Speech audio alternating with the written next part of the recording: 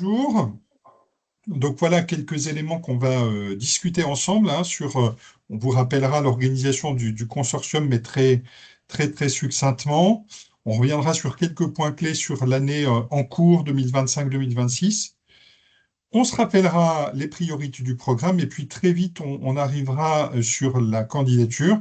Alors, vous allez voir, en fait, il n'y a pas énormément d'évolution, mais c'est toujours bien de se le rappeler sur ce qu'on peut financer, ce qu'on peut faire financer, ce qu'on ne peut pas faire financer, parce qu'on a toujours des surprises en cours d'année. Et puis, on terminera par une adaptation nécessaire par rapport aux règles de financement que nous avions mises en place jusque-là pour pouvoir les faire évoluer selon les cadres qui nous sont imposés.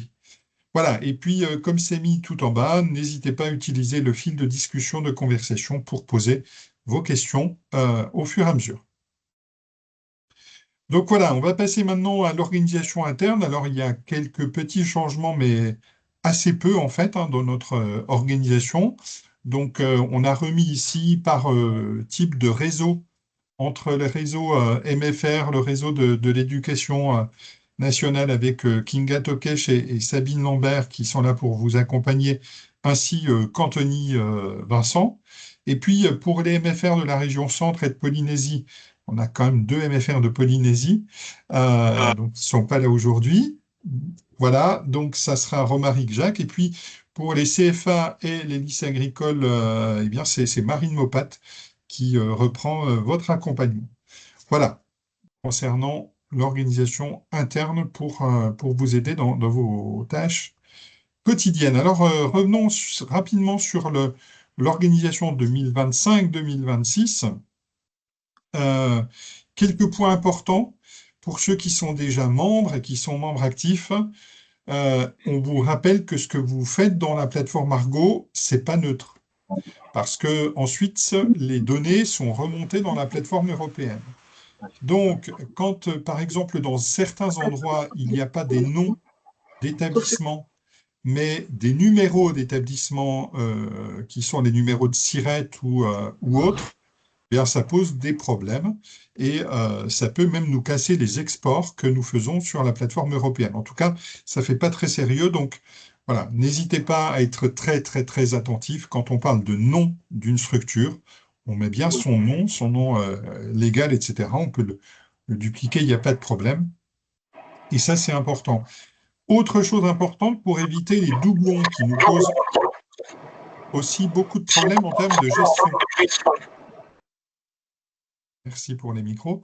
Euh, Bien, n'hésitez pas à consulter le consortium parce que notre base de données d'établissement d'accueil est forte de par tout ce que vous avez rentré dedans, de 1300 structures.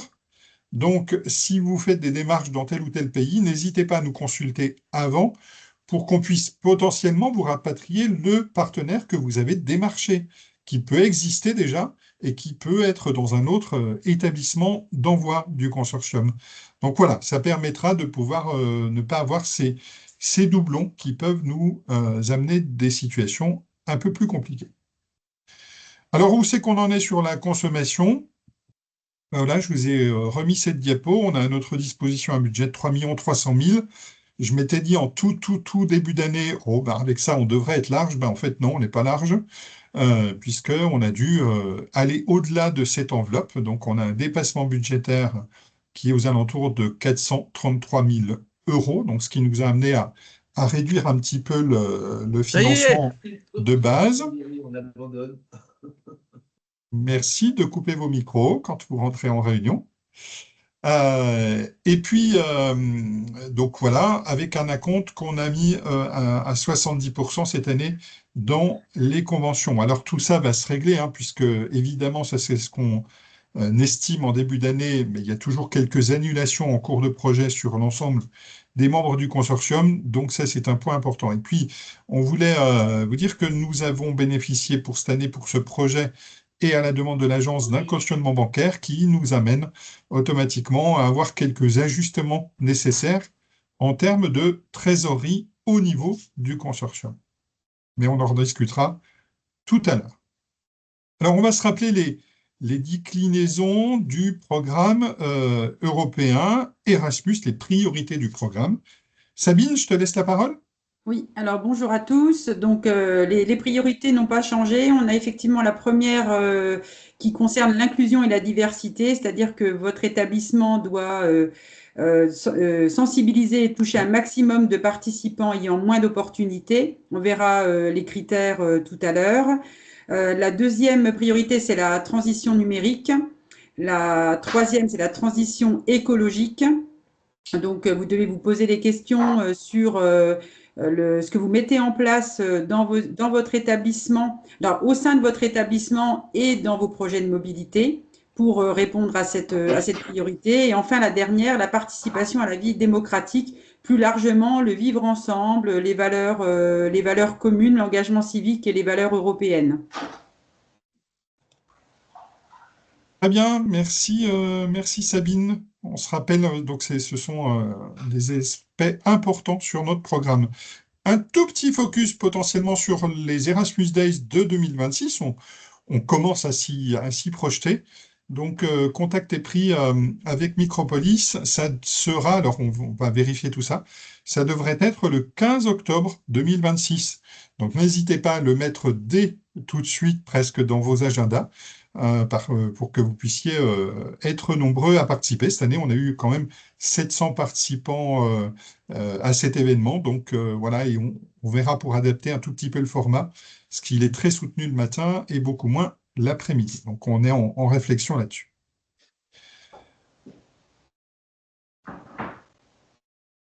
Alors, parlons de la candidature 2026 avec les demandes de financement. Anthony, Alors, pour les tutos d'Anis, vous savez que certains ont pu les voir justement sur YouTube. C'est un peu vieillot, entre guillemets, si on peut dire ça. Donc, l'objectif d'ici la fin d'année scolaire, ce serait de les remettre à jour et de les mettre au goût du jour, justement, avec toutes les évolutions de la plateforme du coup Argo. Donc, on va s'y pencher dessus et du coup les mettre à jour pour que vous ayez aussi une visibilité différente du coup des tutos et que ce soit plus simple aussi à gérer pour vous en fonction de la plateforme. exactement. Merci Anthony. Alors Sandrine, je te laisse la parole sur cette diapo, cette réflexion. Sur cette, en fait, Erasmus, c'est avant tout un programme et un projet. Et l'idée, c'est de savoir est-ce que c'est intégré dans les projets d'établissement qu'on rédige tous avec nos associations, nos conseils d'administration. Et du coup, doit se poser deux questions. Les impacts, alors ça, on le sait, pour ceux qui font de l'Erasmus depuis quelques années, et c'est de mesurer les impacts qui se font sur les jeunes, hein. On sait qu'ils vont gagner en responsabilité, en autonomie, en ouverture d'esprit, mais aussi peut-être d'une façon plus large sur l'établissement, sur l'image que peut renvoyer l'établissement à l'extérieur, hein. Notamment son ouverture à l'international, son esprit de dynamique et de proposer des choses un peu différentes aux jeunes. Et puis, du coup, de s'ouvrir avec des partenaires locaux ou internationaux et d'être dans la construction, enfin les co-constructions de partenariats. Les objectifs qu'on peut se fixer, du coup, pour répondre en fait à ce qu'on peut appeler un besoin de l'établissement et pour faire évoluer pardon, ses impacts, c'est-à-dire que c'est de proposer en fait la mobilité à plus de jeunes dans chaque classe et non pas emmener que quelques jeunes par classe.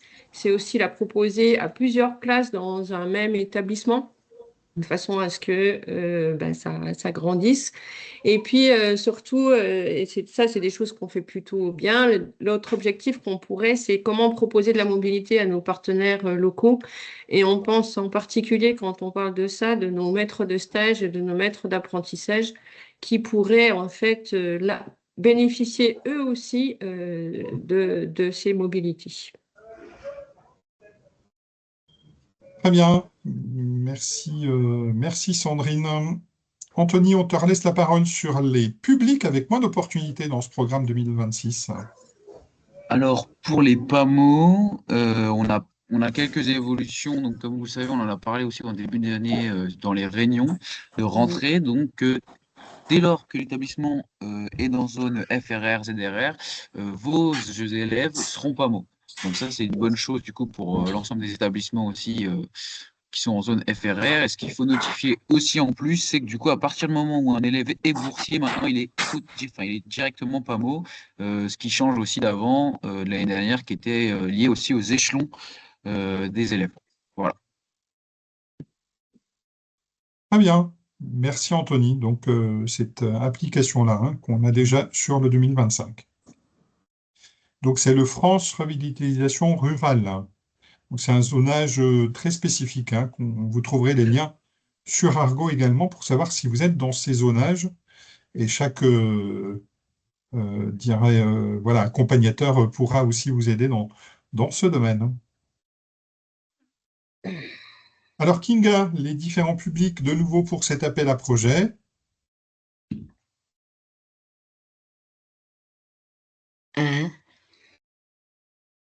Kinga, il faut mettre ton micro. Effectivement, pardon. Donc là, ça ira mieux.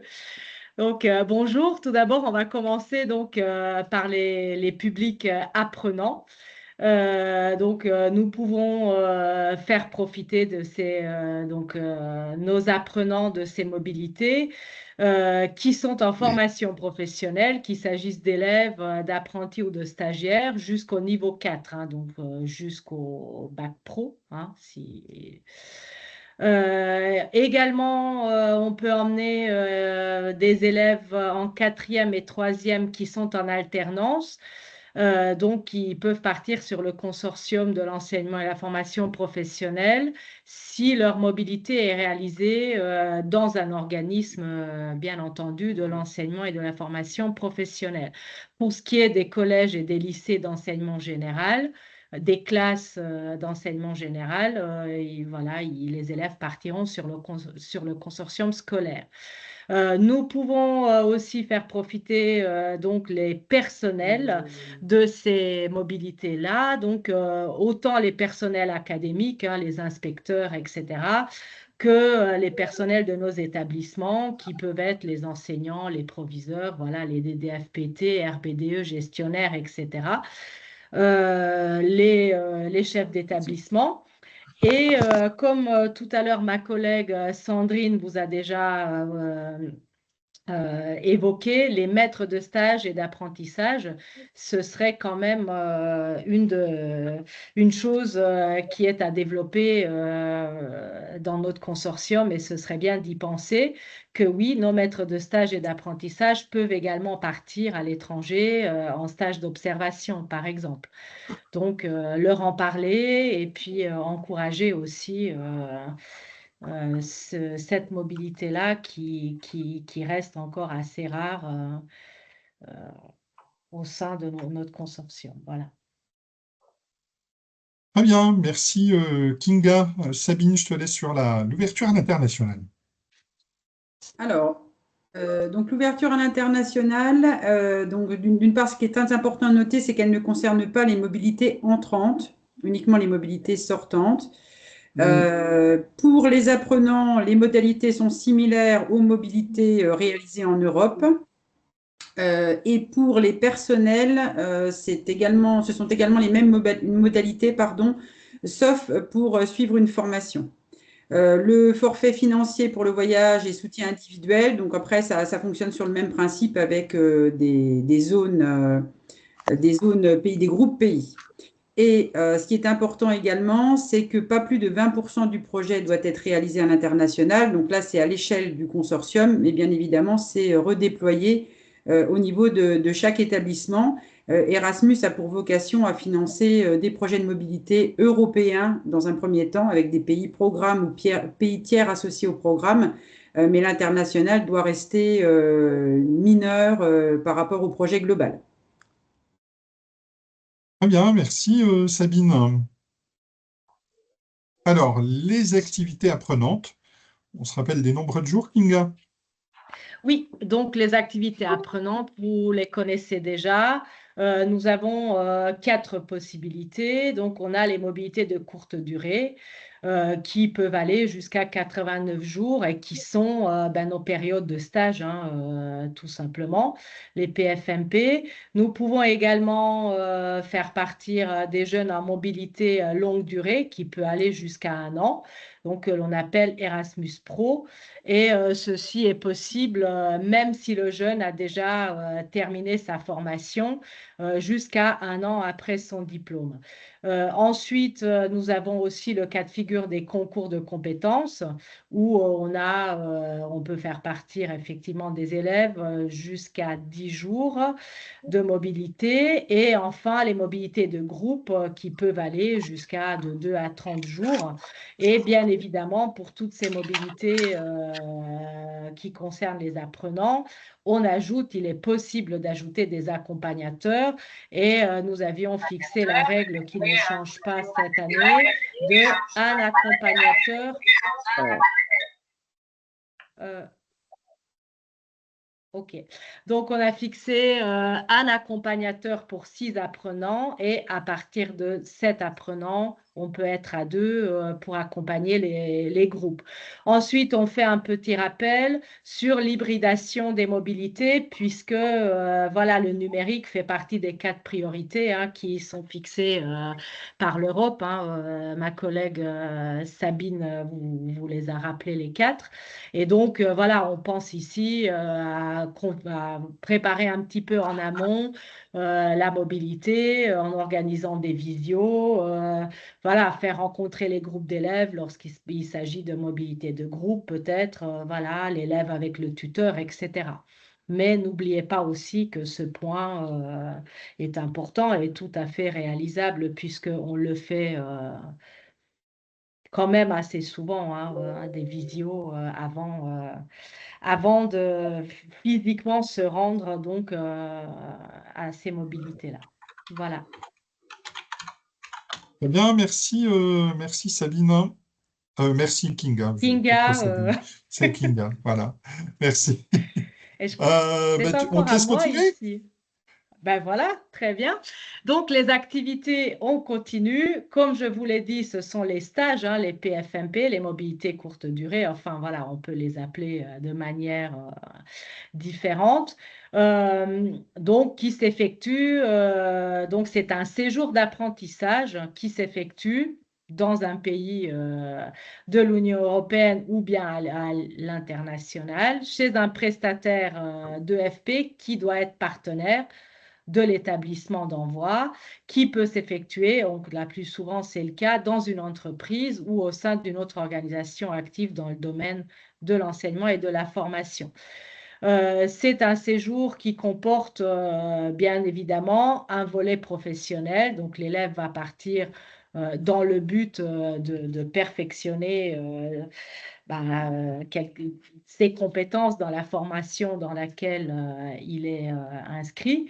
Et il faut bien évidemment, pour le coup, un programme d'apprentissage individuel qui sera élaboré pour chaque participant en amont de la mobilité et en coopération entre l'enseignement, enfin l'établissement d'envoi et l'établissement d'accueil. Voilà.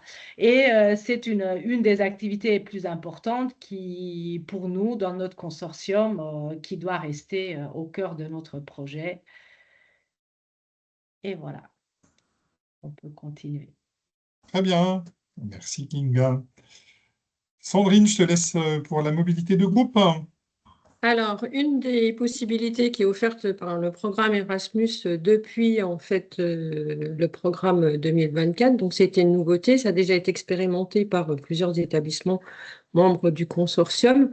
Alors, une mobilité de groupe, en fait, comme son nom l'indique, c'est pas, c'est en fait, vous constituez un groupe qui peut partir en fait dans certains pays. Tous les pays ne sont pas autorisés. Donc, les pays autorisés, en fait, c'est les pays de l'Union européenne plus les pays tiers associés au programme, qui correspond à la Macédoine du Nord, la Serbie, l'Islande, le Liechtenstein, la Norvège et la Turquie. En fait, ça, c'est la première chose. Pour que cette mobilité soit, c'est un minimum de 2 apprenants, voilà. Et vous avez aussi le fait, c'est que c'est une mobilité qui doit durer entre 2 jours et 30 jours. Et voilà, donc l'établissement, les élèves qui sont éligibles pour partir sur les mobilités de groupe, en fait, ça doit être des élèves qui appartiennent à la formation initiale. Les gens de la formation continue ne sont pas éligibles sur les mobilités de groupe. Vous avez, et surtout, le point crucial, c'est que pour construire une mobilité de groupe, vous devez trouver un établissement partenaire qui lui aussi relève de la formation professionnelle, dans lequel, en fait, dans lequel vous devez co-construire avec lui un programme d'activité. L'idée, en fait, c'est que ce soit des jeunes qui font des activités avec des jeunes. Donc, sur un programme qui a été construit ensemble, en fait.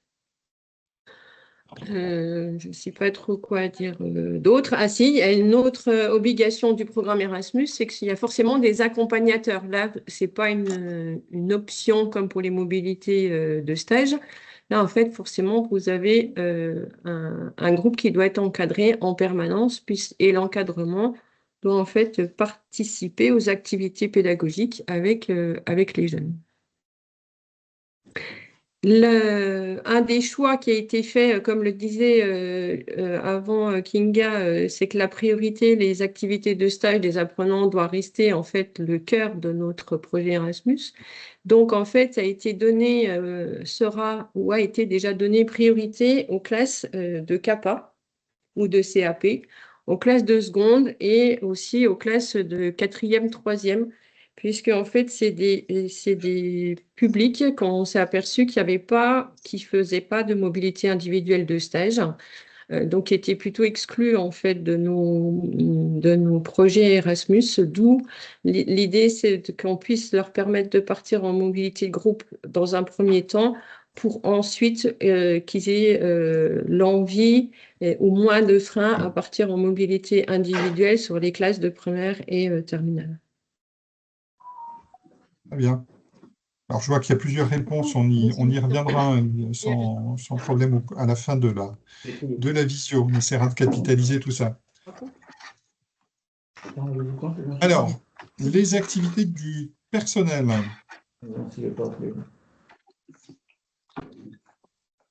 Il y a le quatrième qui envoie la quittance de Charles qui me dit qu'il a de plus en plus de mal à ouvrir la porte. Merci de désactiver vos micros. Voilà. Activité du personnel. Donc là, on a un changement dans le guide du programme clair sur les stages d'observation en situation de travail. Donc, vous savez que vous avez les possibilités de le faire à partir de 2 jours, que ce soit dans un établissement de formation professionnelle ou dans une entreprise, dans une autre structure. Donc voilà, on vous rappelle évidemment que cette forme d'activité ne peut pas être éligible à la recherche de partenaires, donc vous devez être chez le partenaire, enfin dans la structure du partenaire en question, accompagné d'un tuteur. Et le nouveau guide du programme insiste bien sur cette notion, puisque le tuteur doit bien être désigné, ce qui était déjà le cas. Mais en fait, la nouveauté, c'est que vous ne pourrez pas être plus de 2 associés au même tuteur sur un même lieu d'accueil. D'accord ? Donc, vous pouvez être plusieurs, admettons 4 sur le même lieu d'accueil, mais il faudra bien 2 tuteurs différents et donc, du coup, 2 programmes d'apprentissage différents, des programmes d'apprentissage qui seront, du coup, individualisés par tuteur. Voilà. Donc, ça, c'est la nouveauté. En gros, c'est un critère qui empêche toute possibilité de faire de la mobilité de groupe d'adultes. Voilà, ni plus ni moins. Ça, c'était déjà, on connaissait cette tendance. Ce coup-ci, c'est bien confirmé. Autre possibilité, mission d'enseignement où vous allez donner des cours. Donc là, en fait, on l'utilise assez peu, hein, cette activité.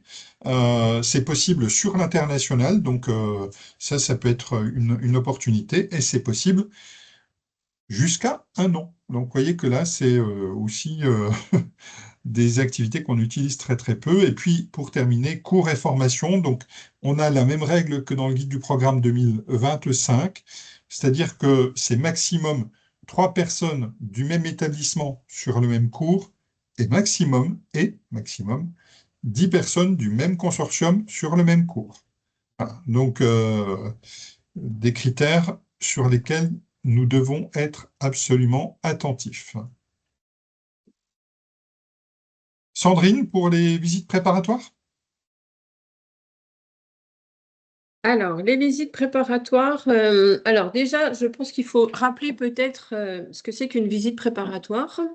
Euh, C'est-à-dire que, comme son nom l'indique, elle est faite pour préparer et non pas pour rechercher des partenaires, parce que c'est pas finançable et c'est pas éligible sur les programmes Erasmus. Donc, quand on prépare en fait sa, sa visite, l'objectif en fait, notamment, alors on peut la faire soit sur des mobilités individuelles de stage, soit sur des mobilités de groupe, hein, les deux sont faisables. Elle va être limitée à 3 personnes. Et pour qu'elle soit aussi éligible au financement, il faut soit ce soit un nouveau partenaire que vous n'avez pas utilisé donc dans les projets précédents, ou alors ça doit être, ça veut dire que vous avez un élève qui soit pas mot, entre guillemets, qui va aller faire un stage dans cette entreprise s'il s'agit d'une entreprise. Pardon. Elle est limitée à 3 personnes, comme je le disais, sur le même lieu de stage, et elle va donner lieu à un forfait fixe de 680 € par personne, c'est-à-dire tout compris, hébergement, restauration et déplacement.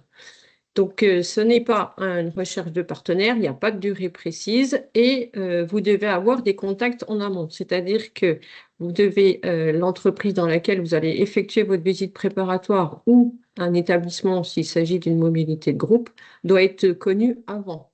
L'objectif, c'est d'aller travailler, en fait, d'aller voir sur place déjà pour se rendre compte si le partenaire est fiable, c'est se rendre compte des conditions d'hébergement, c'est discuter aussi des activités possibles, des activités qu'on va réaliser le jeune, ou co-construire votre programme s'il s'agit de VP, de visite préparatoire.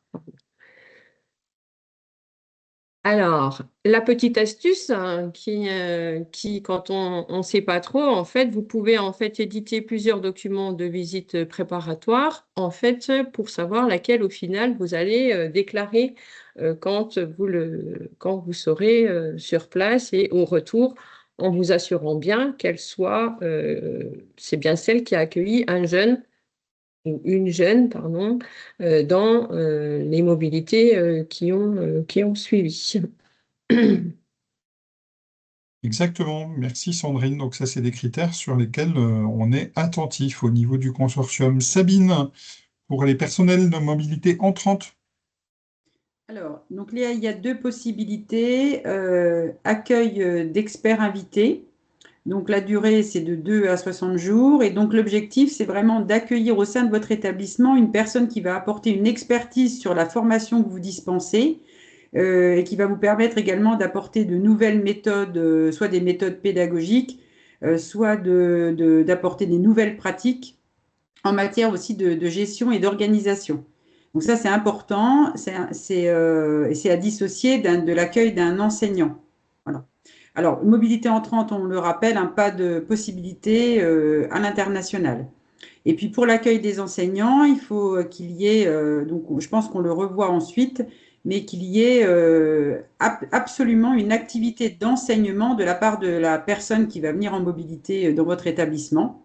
Et donc là, la durée est toujours un minimum de 2 jours, mais peut aller jusqu'à 1 an, et toujours pas de possibilité à l'international. Exactement, merci. Donc, pour ceux qui le souhaitent, hein, ces activités-là, c'est vrai qu'elles sont un peu compliquées, que ce soit du sortant, du entrant.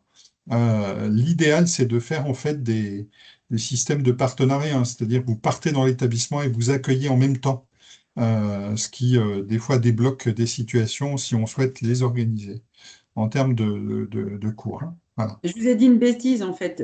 Pour les enseignants, en fait, ils peuvent venir également en job shadowing. Voilà. Voilà, parce que en fait, voilà, il y a même un programme qui existe spécifique pour ça. Non, non, mais en fait, voilà, il y a pas d'obligation. Ce sont des enseignants, mais ils n'ont pas d'obligation d'enseigner. Après, c'est bien s'ils ont la possibilité de le faire, ne serait-ce que sur au moins à minima une fois. Voilà, mais ils peuvent très bien venir en job shadowing comme vous le pouvez le faire dans l'autre sens. Mes excuses.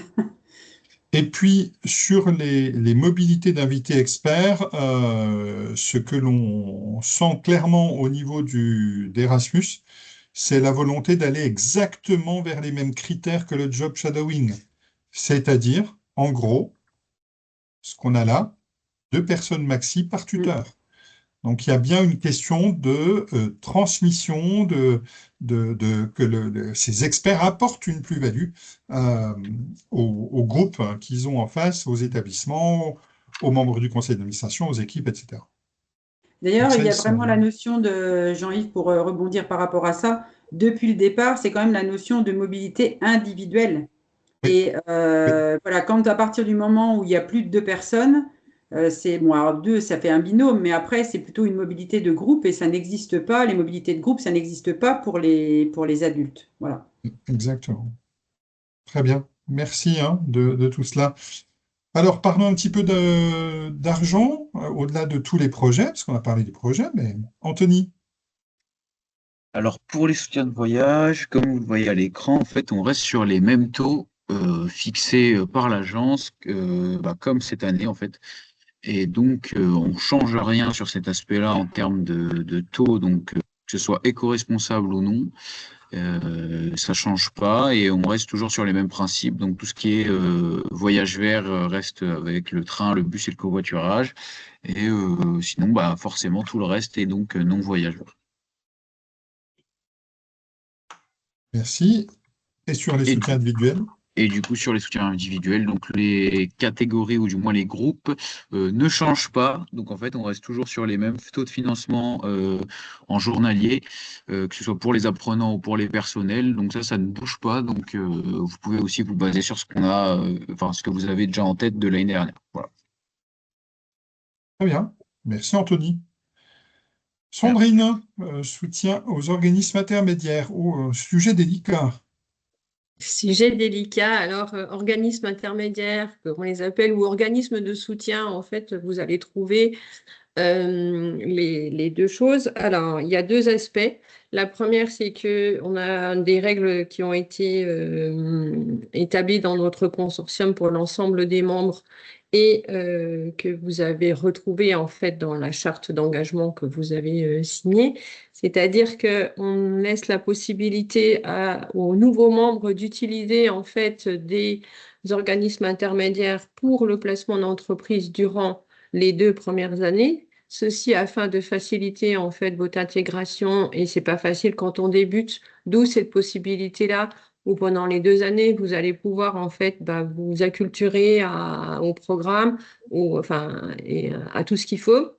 Et en même temps, vous allez pouvoir commencer à chercher vos propres partenaires. Donc, voilà. En fait, vous avez 2 ans pour commencer à construire vos partenariats si c'est, et faire recours à ces organismes pour le placement d'entreprise. Par contre, vous avez la possibilité d'utiliser en fait les organismes intermédiaires ou de soutien pour tout ce qui va être de la gestion de l'hébergement. Mais depuis l'année dernière, nouveauté, en fait, il y a une obligation qui est imposée par l'agence Erasmus où on doit déclarer en fait à la candidature. Donc c'est très important que au moment quand vous allez faire vos candidatures, vous allez remplir cette fiche-là et nous la faire parvenir. Avant, donc du coup, le 31 janvier, vraiment dernier carat, 31 janvier, pour que nous, on puisse les mettre. Sans ça, en fait, on sera obligé de recréer à chaque fois des avenants, à chaque fois que vous utilisez un organisme intermédiaire et si vous ne l'avez pas fait. Alors, par contre, peut-être qu'au moment de la candidature, vous n'allez pas vous pouvez pas en utiliser. Après, moi, j'ai eu le cas l'année dernière, des gens qui pensaient en utiliser, puis qui finalement ne les ont pas utilisés, ils ont trouvé d'autres solutions. Mais là-dessus, il faut être transparent parce que l'agence nous piste un peu sur les organismes intermédiaires. Et quand je dis un peu, je pense que le mot est faible, hein. Voilà. Et Oui, la c'est fiche, ça. en fait, on va vous la renvoyer. On vous l'enverra ou elle sera déposée dans Argo. Je ne sais pas si Jean-Yves. Ben, on Où va est-ce la qu'on va trouver la déposer et fiche? l'envoyer. Ben, on fera Ouais, probablement les deux, hein, voilà. ok. Pour être clair, par exemple, là, ce qu'ils veulent savoir, c'est quels sont les montants des prestations. Donc là, dans le rapport final de 2024, on est obligé d'indiquer le montant des prestations de chaque organisme intermédiaire. C'est une déclaration obligatoire. Donc voilà, on sent qu'il y a une grosse, grosse, grosse pression de ce côté-là. Donc même si on pense, je reviens là-dessus, hein, même si on pense ne pas en avoir besoin, bah, vaut mieux qu'on le déclare, hein, celui qu'on utilise peut-être actuellement. Vaut mieux qu'il y en ait plus de déclarés pour des prestations d'hébergement que pas assez, parce que ça nous oblige, et ça oblige à l'agence, à refaire des avenants, et ça, ils n'aiment pas trop généralement. Voilà. Alors, on vous demande de faire aussi le travail sur les grilles projets au moment de la candidature.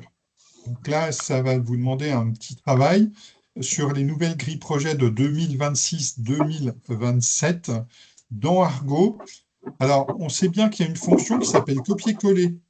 C'est très pratique, c'est très utile, mais il ne faut pas en abuser. C'est-à-dire que si on remet le copier-coller sans avoir relu et sans avoir ajusté ce qu'on a collé, ça n'a pas de sens, quoi, hein. Donc on fait pour faire et voilà, pour faire plaisir ou je sais pas quoi. Non, c'est pas l'objet. Donc évidemment, même si ça existe, soyez vigilants à ça pour que ça reste bien sûr cohérent.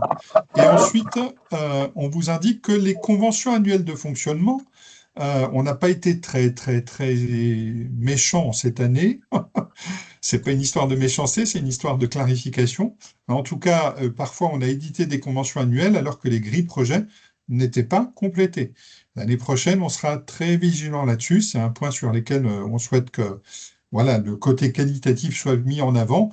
Et on maintiendra la question du site Internet, du contrôle du site Internet pour savoir s'il a été également mis à jour, puisque même si vous m'en reparlez ou si tout est bon aujourd'hui, ben, l'objectif, c'est que le site Internet puisse mettre à jour l'expérience de mobilité. Et si vous avez des situations qui datent d'il y a 3 ans, ça n'a pas de sens et ça n'a pas d'intérêt. Donc voilà, c'est vraiment l'objectif. Et là aussi, ça sera soumis à l'édition des conventions annuelles de fonctionnement.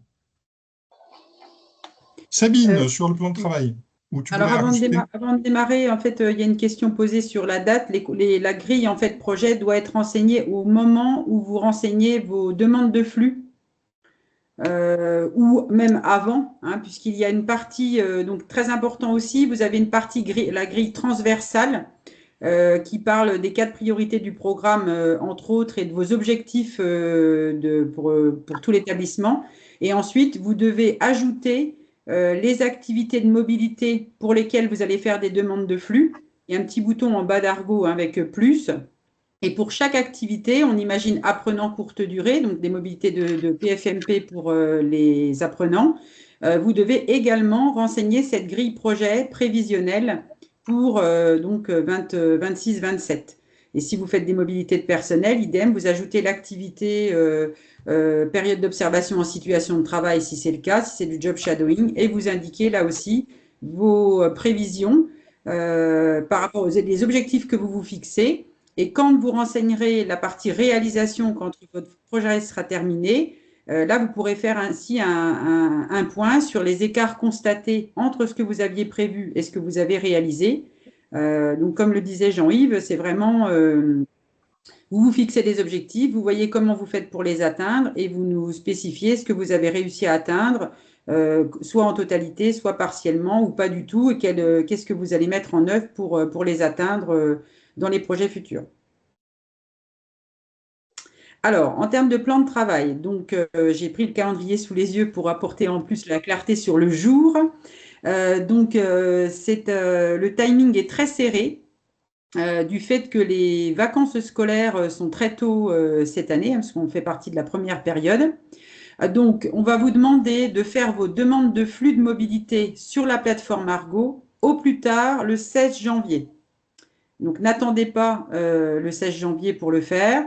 Et surtout, si vous rencontrez une difficulté pour sélectionner l'activité ou pour renseigner la plateforme, faites appel aux personnes qui vous accompagnent. Ne restez pas dans l'attente en reportant. C'est très, très important de conserver en tête cette date. Pour les nouveaux membres uniquement, vous aurez à signer un mandat pluriannuel, c'est-à-dire que vous le signez une fois et ensuite ce sera valable pour les futures années dans le cadre de l'actuelle programmation du programme Erasmus+. Et ce mandat sera déposé dans Argo avant le 23 janvier. Alors, le 16 janvier, c'est un vendredi et le 23 janvier, c'est également un vendredi, donc fin de semaine. Ensuite, on demandera à la suite du dépôt de demande de flux de mobilité par le référent mobilité que le chef d'établissement valide ces demandes avant le 23 janvier. Et nous, donc, nous gardons une semaine pour faire une validation finale par le consortium. Voilà. Alors, ça veut pas dire qu'on va attendre le 30 janvier. Hein. En fait, on va regarder dès que vous allez commencer. Hein. Si vous le faites au mois de décembre, on va regarder, moi, pour l'éducation nationale, je pense à Anthony et Kinga et moi, donc vos demandes de flux, pour voir s'il y a des nécessités de faire des commentaires par rapport à ça, si on peut les accepter, etc. Enfin, les accepter en tant qu'ébauche. Et ensuite, il y aura un temps de validation du consortium pour que Jean-Yves puisse faire la demande globale la semaine qui suit. Voilà, avant les vacances scolaires. Donc, c'est très timé, hein, c'est une semaine, une semaine, une semaine. Voilà. Et ça se joue sur 4 semaines, à peu près. Exactement. Merci Sabine. Alors, c'est d'autant plus, Sabine l'a précisé, mais il y a des vacances scolaires très, très, très tôt cette année. Donc, ça nous oblige quand même à avoir ce délai assez serré que l'on souhaite que vous puissiez vraiment respecter, parce qu'autrement, ça va nous mettre en difficulté. Tout simplement. Donc voilà, soyez bien vigilants à ces échéances. Alors, on a besoin de faire une petite adaptation des règles financières. Alors, comme on l'a vu tout à l'heure par rapport en tout début de session, on a en fait plus de demandes de mobilité que ce qu'on a comme budget. Et beaucoup plus encore, voilà, on avait une candidature qui était à 3 800 000 euros. Donc on a obtenu moins que la candidature et par contre, les besoins sont bien là. Ce que l'on sait actuellement au niveau de l'agence Erasmus et au niveau de la Commission européenne, c'est que sur le budget France, sur la formation professionnelle, contrairement à toutes les autres années, il n'y aura pas d'augmentation budgétaire. Donc, de mémoire, le budget sur Erasmus formation professionnelle en France est de 107 millions. Il n'y aura pas, ça sera 107 millions pour 2026. La même chose que 2027. Donc ça veut dire que, on peut continuer d'avoir des projets. Ça sous-entend donc qu'il faudra qu'on adapte évidemment l'enveloppe budgétaire qui sera disponible à vos besoins. Et tout ça, c'est dans le cadre de ce qu'on a déjà mis en place avec cette notion de surbooking, entre guillemets. Hein. C'est-à-dire, vous avez vu, on conventionne petit à petit plus que ce que l'on a de disponible, sachant que tout ça se régule petit à petit à la fin. Voilà, et donc nous, notre objectif, c'est d'assurer un maximum de financement des forfaits. Donc, ce n'est pas tout à fait le cas dans d'autres consortiums. Hein, voilà, on le sait par d'autres types de réunions. Donc, nous, on est plutôt bien lotis, même si au bout du compte, il y aura peut-être une diminution de la prise en charge. Voilà. Donc, l'idée, c'est on fait une demande de ce qu'on espère bien pouvoir réaliser. Pas trop ambitieuse, mais bien équilibrée. Et puis ensuite, on reverra selon ce qui sera in fine accepté. Alors, je termine la présentation et on pourra faire la petite séance de questions-réponses. Du coup, en flux de trésorerie, on est obligé de passer à un autre système. dès cette année d'ailleurs, on a été obligé de faire ça. On a un système de cautionnement. Voilà. Donc l'agence, sur des projets relativement importants, demande maintenant des cautionnements. Enfin, c'est même pas l'agence, hein, c'est la Commission européenne qui fonctionne comme ça. Donc, ça va nous amener à apporter quelques adaptations. Alors, selon le type de cautionnement qu'on sera en mesure de mettre en place, là, on vous a affiché la situation la moins positive, on va dire, les choses comme ça, la plus dégradée, en tout cas, pour que si on a plutôt des bonnes nouvelles d'un autre côté de cautionnement, eh bien, on puisse adapter les choses plutôt un peu plus favorablement. Mais globalement, les conventions annuelles de fonctionnement, traditionnellement, on essaie de les éditer vraiment toutes en masse, voilà, sur l'automne. Ça ne sera plus le cas. On les fera plutôt en fil de l'eau par rapport à chaque projet de groupe pays. C'est-à-dire que si vous partez, admettons, sur le mois de novembre sur 2 pays, on fera une convention pour les 2 pays. Voilà. Mais pour les mobilités que vous ferez plus tard en avril, ça sera une autre convention qui sera faite un tout petit peu plus tard. Voilà. Donc ça permet de pouvoir gérer au mieux l'argent qui nous est disponible. Parce qu'en fait, on n'a plus tout à fait le même acompte non plus de la part de l'agence. Donc le montant de l'acompte contractuel, bien, il ne sera pas de 70%, il sera de 60%. Ça, c'est la situation, comme je vous l'ai indiqué, la plus dégradée ou la plus négative, en quelque sorte, que l'on puisse obtenir. Ça, vous voyez, on travaille dessus et on continuera de travailler dessus pour être plus favorable. Et donc, du coup, il y a aussi une autre conséquence, c'est que les soldes que nous recevons, actuellement, pour être très clair, c'est notre association fédérale qui faisait les avances de soldes, d'accord, sur fonds propres. Donc là, vu les montants, ça va plus être possible. Donc ça sous-entend que les soldes ne pourront être versés que lorsque nous, on recevra également les soldes de l'agence Erasmus. Donc voilà un petit peu les informations. Alors c'est pas complètement sans conséquence parce que ça veut dire que, pour être très très clair, nous et vous, plus tôt on dépose le rapport final et plus tôt vous avez le solde, d'accord? Mais si plus tôt on dépose le rapport final, ça sous-entend que pour tous les audits que l'on fait chez vous, eh ben, il faut aussi qu'ils soient faits en temps et en heure. Donc on a encore quelques fois, alors ça devient de plus en plus rare, tant mieux, mais c'est encore le cas, des audits qui traînent sur 5-6 mois. Ça, en fait, c'est plus possible.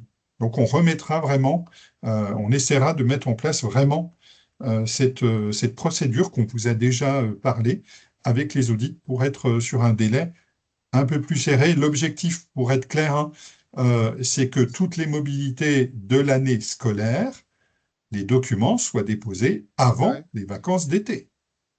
Voilà. Comme ça, on n'en parle plus, on n'y revient plus. Ça serait vraiment formidable. Voilà pour les quelques questions. Alors, je pense qu'il y a plusieurs questions qui sont apparues dans le fil de discussion. Je n'ai pas tout regardé. Il y a une main levée. Alors, voilà. Si vous pouvez me redonner les quelques éléments de question, les collègues qui ont regardé. Alors, on lit déjà les questions ou tu prends les mains levées? Allez, je vais prendre les mains levées. Monsieur Benani. Bonjour Jean-Yves. Bonjour. Merci pour la clarté des propos et les informations, alors positives ou un peu moins que les années précédentes. C'est la vie, c'est ainsi. Jean-Yves, la difficulté que j'ai, moi, en tant que chef d'établissement, c'est la mobilité des scolaires, à laquelle vient se rajouter, par l'effet que tu connais, la mobilité des apprentis. Et quand je vois ce que tu annonces, est-ce que tu me conseilles de freiner un peu les ardeurs et de revoir vraiment la copie? Parce que ça risque d'être un peu complexe. On a déjà un portefeuille de 35 à 40 scolaires, tu connais le principe, auquel viennent se greffer une quinzaine d'apprentis. Mais là, c'est sûr que c'est compliqué. La mobilité des apprentis amène automatiquement une complexité, alors qu'ils commencent maintenant à être plutôt bien maîtrisés. mais moi, j'aurais presque envie de dire que c'est vraiment selon votre politique et votre stratégie au niveau de votre établissement, quoi. Donc, vous avez déjà presque 50 mobilités qui sont réalisées, ce qui est un volume tout à fait honorable et proportionnellement, je crois, aux objectifs de la Commission européenne qui est, on touche 12% des élèves de chaque établissement de formation professionnelle qui sont dans le programme. Je crois on est plutôt pas trop mal chez vous. Donc, voilà, Non, mais le c'est problème, la seule réponse. d'accord. Non, mais en fait, je voulais cette précision-là, si tu veux, parce que il sera difficile de De charger faire davantage. plus. Je pense Bah que oui, c'est ça la question. OK. Donc, il va falloir que j'y réfléchisse attentivement à ça, oui. ouais, c'est ça, c'est ça. Alors, par contre, du coup, par rapport à la question, j'ai vu qu'il y avait une question qui était posée dans ce sens-là. Est-ce que la mobilité de groupe dont on a parlé, elle est accessible aux apprentis? La réponse est oui, elle est accessible aussi aux apprentis. L'intérêt de cette mobilité de groupe, même si vous devez faire une demande de mise à disposition, enfin une demande de sortie plus exactement de territoire, c'est sur une semaine CFA, cette mobilité de groupe. Donc Oui. voilà, c'est bien considéré comme du temps de travail, du temps de cours, du temps de face à face pour les apprentis. Donc des fois, sur des classes, comme on l'a dit, de CAP, bah, ça semble plutôt assez intéressant d'aller dans ce sens-là parfois. Voilà, je ferme juste la parenthèse, mais c'est tout à fait possible. Alors on avait une autre main levée, Monsieur Grandjean. Oui, bonjour. Je reviens sur les visites préparatoires. Alors, j'ai deux questions. Une qui est un peu qui concerne l'établissement. J'ai deux enseignants qui vont partir très prochainement faire une visite préparatoire au Portugal. Donc, c'est une entreprise sur laquelle il y a différents sites. Il y a deux sites. Donc là, on est d'accord, c'est une seule visite préparatoire pour que les enseignants puissent voir les deux sites. Oui, C'est ma première question. oui, c'est ce qu'on avait bien précisé en fait dans la diapo du visite préparatoire. Par contre, vous faites bien signer aux deux endroits. Et si c'est la même personne qui signe pour les deux endroits? Mais si c'est deux structures différentes, c'est automatiquement deux signatures différentes. Ouais, ouais, non, c'est la même structure. Enfin, c'est deux ateliers, on va dire, qui sont Ah gérés ben là, par la même non, du coup, entreprise. là, oui. Par contre, En fait, il n'y a effectivement, qu'une entreprise, en fait. Ouais. oui, c'est qu'une entreprise à la base. Ouais. Par contre, du coup, ils vont travailler, là, les élèves qui vont partir en stage là-bas vont travailler sur un projet européen. Donc, c'est un travail qui va être fait au Portugal avec un échange avec des entreprises en Espagne, en France et au Portugal. Et dans ce cadre-là, ils vont se déplacer sur deux autres entreprises assez proches. Là, par contre, complètement différentes au Portugal. Est-ce que je dois faire d'autres visites préparatoires, enfin, d'autres déclarations de visites préparatoires, ou est-ce que ça peut être dans la même? Ben, écoutez, là, il faut qu'on regarde vraiment votre projet en détail. Je Ok. pense qu'il faut qu'on apporte, soit Sabine, soit Kinga, une réponse plus précise par rapport à ça, pour qu'on regarde vraiment le montage, parce que là, vous me parlez de deux pays. Bon, Ouais, alors après, ça va être du distanciel, hein, donc Ah bon, ben voilà. Mais il faut ouais. qu'on regarde ça un peu plus en détail pour vous apporter une réponse plus précise. Et par contre, j'ai une question plus générale, parce qu'effectivement, ça peut être tentant parfois de faire la visite, d'aller voir un petit peu des entreprises au moment de la visite préparatoire. Vous évoquez l'astuce de déclarer plusieurs visites préparatoires. Donc là, est-ce qu'il faut faire plusieurs visites préparatoires complètement séparées, ou ça peut être lors de la même, je ne sais pas si je me fais comprendre. Oui, ah ben oui, oui. Donc, vous faites. Désolé. Bon. Non, non, ben, par exemple, vous allez, je sais pas, dans une ville, vous allez voir plusieurs entreprises. C'est une seule visite préparatoire. L'objectif, c'est bien, par cette astuce, c'est que vous ne savez pas au préalable, potentiellement, selon où vous êtes dans D'accord. l'établissement, s'il y aura des PAMO ou pas. Voilà. Donc, Ok.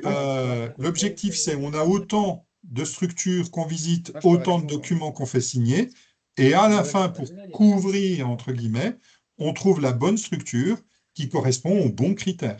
Voilà, D'accord. Ok. D'accord. Eh ben, merci beaucoup. voilà, merci. Alors, j'ai noté, moi, quelques questions donc, par rapport aux apprentis, aux mobilités de groupe d'apprentis, donc on en a parlé. Et Euh, Il a pris une grande décision quand même. Il a alors, eu du mal. on va peut-être couper les micros. Merci. Hop, voilà. Euh, il y avait aussi une autre question par rapport à des mobilités de groupe pour des CAP terminales. Ben, évidemment, hein, on reste dans les CAP, donc il y a aucun problème par rapport à ça. C'est tout à fait envisageable, hein, évidemment. Il y avait Euh, aussi la partie, la mobilité de groupe pour une classe de première, en fait, en disant que les choses étaient déjà engagées. ah ben oui, mais si c'est pour cette Voilà. année, ben voilà, on avait dit que potentiellement ça serait faisable, mais pour 2026, C'était pour 27, 2026-2027, si je lis bien. ben là, le guide du programme, enfin nous, on a ça dans l'esprit du consortium, c'est que ce n'est pas une priorité. Ça ne sera pas une priorité. Voilà. Alors, il y avait aussi des questionnements par rapport à aux mobilités de groupe adultes. Je crois que ça a été répondu. En fait, ça n'existe pas. C'est ça qu'on a dit. Voilà. Hein. Oui, et je pense qu'il y a une confusion entre les mobilités de groupe. Enfin, j'ai vu que Kinga avait répondu aussi sur les mobilités de groupe et les formations du personnel. Je pense qu'il faut bien revoir. C'est pas du tout les mêmes objectifs ni les mêmes conditions pour que ce soit éligible. C'est pas, on fait 3 fois le même travail, en fait. Je pense qu'il faut revoir ça plus en Guillaume? détail. Hein. Ouais, excuse-moi. Est-ce que c'est toi qui as fait des baies de retard pour des CAP ou pâtissiers parce qu'ils étaient absents Ouais. Non, on n'a pas fait de Ah, billets de retard au niveau du bon, s'ils consortium. étaient En tout cas, absents au ça, c'est premier, ils sûr. sont arrivés, donc il y a quelqu'un qui a dû leur faire. Ouais. Ben non, on n'a pas fait. Voilà. Exactement. Merci. Est-ce qu'il y a d'autres questions sur le consortium et pas sur les billets de retard? Oui, oui, il y a d'autres questions, Jean-Yves. Donc, il y a une question, alors je n'ai pas forcément dans l'ordre d'arrivée, mais il y a Erasmus, donc je suppose GR pour mobilité de groupe pour une classe de terminale bac pro apprenti. Donc, on est d'accord que c'est non. Eh bien, c'est pareil. On est dans Voilà. la même disposition. Ouais. Ensuite, il y avait une question également pour une dérogation pour envoyer une mobilité de groupe de classe de première sur le 26-27. Donc ça, c'est l'établissement qui demande, Ouais. car ils ont déjà entamé le projet avec leurs partenaires. Oui, mais c'est Oui, ce qu'on c'est ce vient de qu'on vient répondre. de répondre. Il faut trouver d'autres financements. Ah ben, j'ai pas Il y compris a que c'était par rapport à cette question, autant pour moi. J'ai vu Euh, beaucoup de questions sur les budgets, Jean-Yves, donc je pense que. Donc je lis une question pour le budget 25. Il nous a été dit que le taux de financement était de 95%. La personne demande si c'est toujours le cas Alors, les budgets ont pour les été budgets ajustés. 25. Oui, bah oui, oui. On a dû les ajuster justement parce qu'il y avait beaucoup de demandes. Donc, les budgets, en fait, pour l'instant, ils sont financés à 90%. Voilà, c'est ce qui est mis dans les conventions qui sont sorties là dernièrement parce qu'on est justement, je vous avais indiqué tout à l'heure, à un taux de dépassement qui est bien au-dessus d'ailleurs. On aurait pu le mettre moins. On est bien au-dessus des 10%, puisqu'on est sur un taux de dépassement à 433 000 sur un budget total de 3 326 000. Donc voilà, on a quand même limité les choses à 90%. Alors, sachant que, comme vous le savez, en fin d'année, c'est rectifié. C'est-à-dire que sur le budget, par exemple, 2024, nous avions mis un budget dans les conventions, un taux de financement dans les conventions à 85%, et sur les derniers calculs, les arrêtés de réalisation sortent à 99,5 ou 4%. Donc, vous voyez, il y a quand même voilà, il y a la précaution qui est nécessaire du fait de ces valeurs-là au moment de la convention, mais ensuite qui sont régularisées pour la suite. Et puis, d'autres questions? Oui, alors en fait, il y a quelque chose qui est écrit sur une diaporama, projet 2025, moins 30%. Est-ce que, je ne sais pas, la diapo, je ne sais pas quelle diapo ça correspond.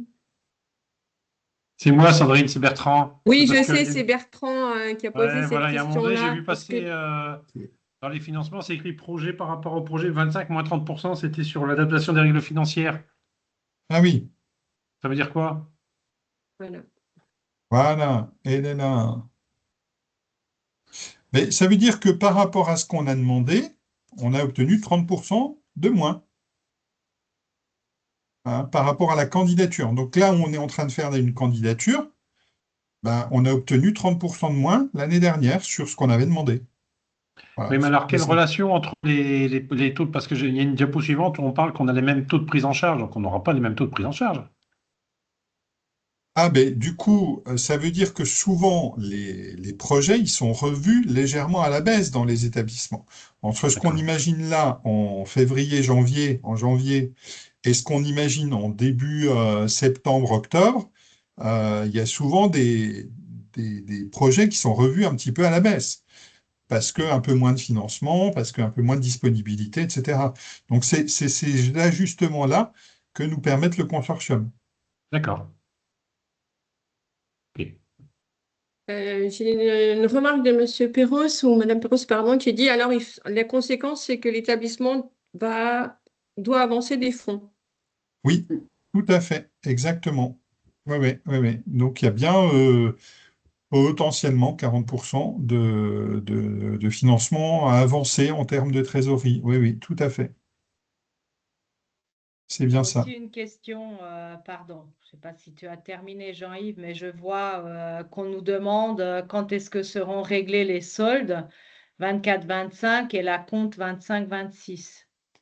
Eh bien, vous avez vu qu'on est du coup dans la même situation, donc les arrêtés sont légèrement retardés pour cette année. Alors déjà, pour certains, on n'a pas tout, pour des questions de trésorerie, en fait, pour être très très clair. Voilà, parce que les fonds de roulement actuellement dans notre association ne sont plus présents. Donc, plus, en tout cas, ils sont un tout petit peu présents, mais pas à la hauteur de tout ce qu'on devrait solder. Donc là, il y a des versements qui vont être faits sur les soldes, puisque les soldes vont arriver normalement, on l'espère, en janvier sur le 2023. Je parle de 2023, hein. Donc en gros, c'est 2023-2024. Donc vous voyez que nous, on a, on a attendu. Déjà, on a avancé pas mal. Donc là, en fait, on ne peut plus avancer. Et sur le 2024, il va être déposé là sur le mois de décembre, fin décembre. Et donc, on espère que le financement arrivera aux alentours d'avril. Donc voilà, si on peut faire un peu mieux en termes de trésorerie, on vous libérera les fonds un tout petit peu plus tôt.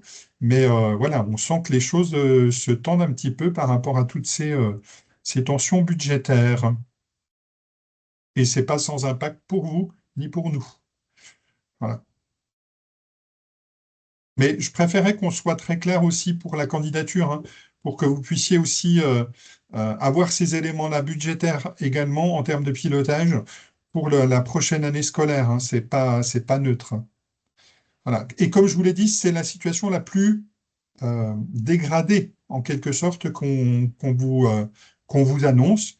Si on arrive, je ne vais pas rentrer dans tous les détails, mais si on arrive à avoir un meilleur cautionnement, enfin une couverture plus importante, on sera sur un système un peu plus favorable sur la compte, hein, pas sur le solde, sur la compte.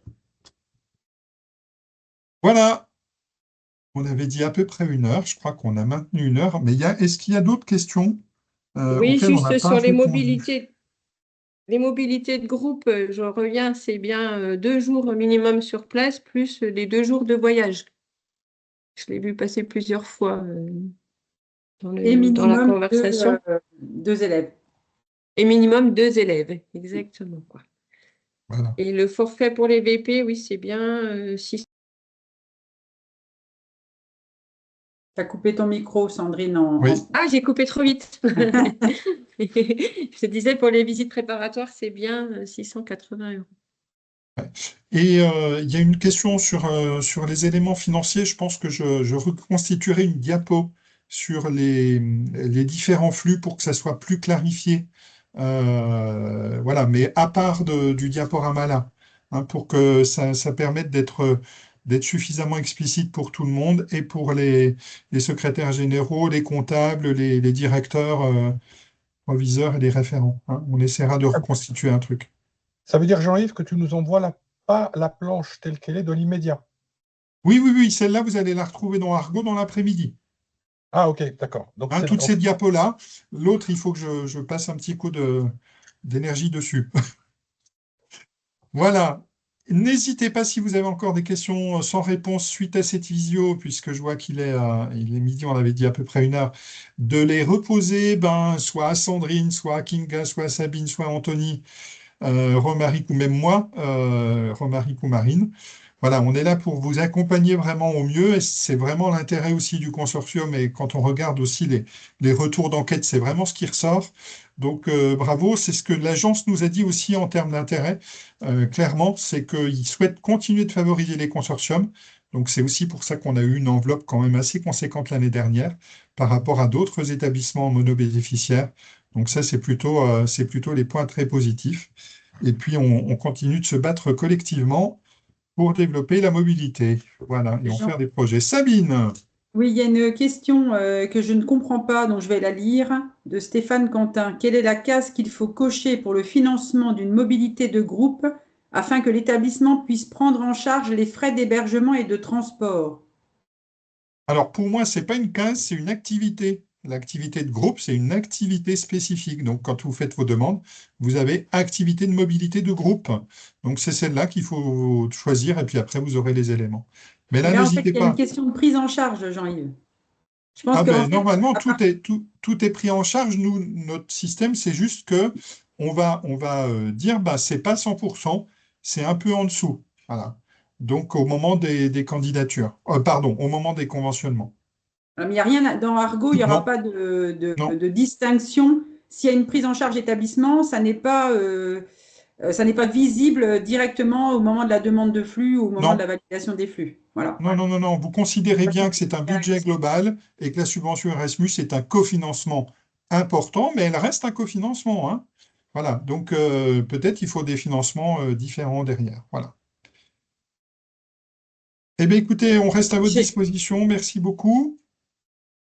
Et puis, on vous souhaite une bonne fin de journée.